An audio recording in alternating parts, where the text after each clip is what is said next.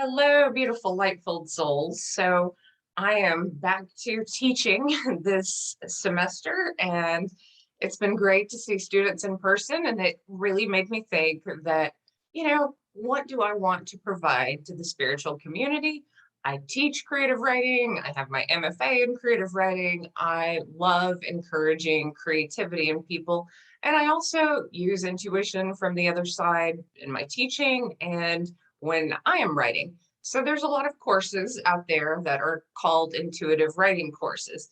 And I'm putting one out, but mine is different. And mine is different because I think technique is important. I do think that outlining can be vital and important, and spending a year or so in the revision and editing process can be important for a book and for the creation of a great book.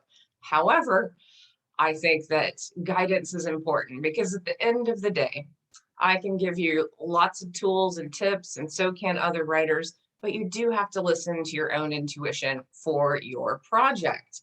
Now, that said, I'm going to beat down some of your resistance and this course and really get you to acknowledge that learning is fun.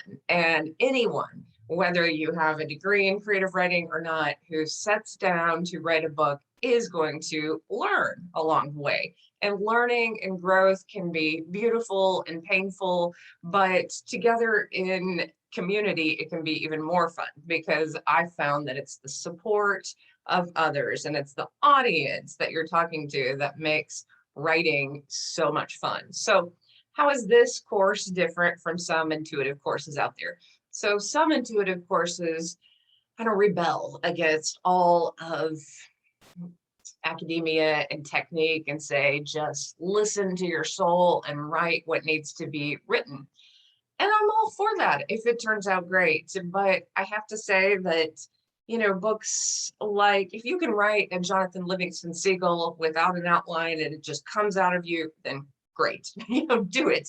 But a lot of people who do write from inspiration can still use guidance to hear what kind of technique or what kind of editing is great for their process, or really how to frame a certain work to reach the audience that you need to reach. Because in the end, you write for an audience. Yes, you write for yourself, and yes, you write for the journey, but everyone you write is hoping to affect someone or entertain someone. I mean, there's that goal, I believe, in most writers to have an audience. And even if that audience turns out to be small, medium-sized, large, you do this because you want to resonate with people and you want people to resonate with your work. So guidance can help in that, but honestly, so can technique. I mean, you look at the Stephen Kings of this world, they studied a lot of technique and they looked at what their audience wanted, and they put out a lot of material in a way where the craft is obvious. So my course combines, traditional creative writing tips and intuition. And how did this work for me? So when I sat down to write Angels in the OR, I wanted to write a great American novel. I wanted my memoir to be really long, and I wanted it to encompass my generation and Generation X. And I love the Russian writers, and I love intricate details. And my angels were like, no, this is going to be a quick read. And I was like, all right. And they said, on the low end of word count for memoirs. And I was like, but I'm good with words. I'm a poet. And they were like, no, this is going to be fast, so that someone on a plane who's just interested in an interesting story about a near-death experience and your journey can read this in a day, a long plane ride, a day or two. And they told me to make the chapters kind of cliffhangers so that, the speed kept people moving, and to cut. So generally writers fall into two categories. They're overwriters or they're underwriters. And overwriters are lucky in a way because they have a lot of writing to cull and to hone and to really just pull that manuscript out. Really, it's like sculpting. You're pulling the real story out of all the side stories that you might have gone on. I consider it a little, writer ADHD. Like, oh, this is fun. Let's veer over here and tell this story. But when you're in revision mode, you have to cut that story and stick to the story that you're telling and the main point of your book, whether it's fiction or nonfiction. So I like to teach creative nonfiction and fiction techniques in this workshop. My love and my great love is poetry, but I think that would have to be a separate workshop because there's a lot more craft to talk about as far as dialogue, creating characters, switching points of view, and really finding your narrator's voice. So I will talk to structure, I will talk to ideas about publishing, but most of all in this course, I'll answer your questions because I don't know what you don't know. And I don't know what your guidance has told you. Okay, I need to write a book in this way. And now I need to learn these skills. Well, I want to make a video to your questions. So I will have a Facebook Live once a month, and that's free, for writers just to tune in and join. But all of the videos that I've made for this course and really just talking openly and honestly about my journey are only available if you purchase it. And one of the things that you'll get is I taught a writing workshop during the pandemic, and this was over 3 weekends. So you can get the recording of that workshop. And a lot of students asked questions on that last week. And so maybe some of your questions will be answered by these other students who chimed in on their writing journey. So I'd love for you to join. There are several videos that you can watch right away, as well as the workshop.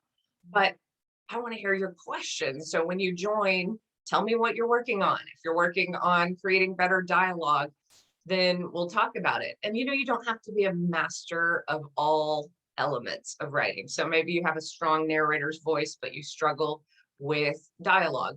That's an area where you can pay a developmental editor to help, or even, a ghostwriter with just that one element to go through and work with your dialogue if that's not your strength. But I think it's important to know, like, the truth about your writing. And that's why I always say you need a developmental writer who will tell you the truth, someone who isn't a friend, someone who has coached someone to that final product that has done well in the world, either through publishing or through self-publishing. And I think both can be great, and there's benefits and drawbacks to both. So lots to talk about in this course, and I would love to have you join. And this is not really a course, I think some of them are gimmicks out there that are like, hey, here's how to be a bestseller. I am going to tell you how you might do that. And it does require usually a big platform, but there is a lot more to it than that. There is the soul journey of why you are called to write. What is it in you that wants to tell a story, that is fascinated by stories, that perhaps can tell a truth through fiction that you couldn't tell otherwise. I want to guide you and help you make this the best product you can make it. I'm not going to be working as a developmental editor, but there will be moments when you can post a few sentences and a few paragraphs, and we'll chime in and help you in that process, because community is what matters to me. Community and inspiring others. That is my gift. And sometimes my gift is, if I can do this, I promise you can do it, both as a teacher and as a writer. And so that's my hope, is to really just give you the tools you need and to answer your questions about using intuition along the way. I was really blessed in writing Angels in the OR. There were times I wanted to give up, and I had these amazing dreams and contacts with spirits who I was really shocked to hear from. I put it in the acknowledgements page just because there were 2 occasions where I thought, I'm not ready to put this out. I don't want to do this. I don't want to be on this journey. This is too hard. And I heard from the other side that, there are people who are hurting, who are considering suicide, and they need stories from the afterlife, and they need a way to connect to that light. And even if I helped just a few people, who were really depressed, then there was light and importance and beauty in writing this book. And so I continued. And I want you to have that connection and that passion to what you are doing, whether it is fiction, and it's mainly for entertainment because, hey, we need entertainment, we need escape, we need,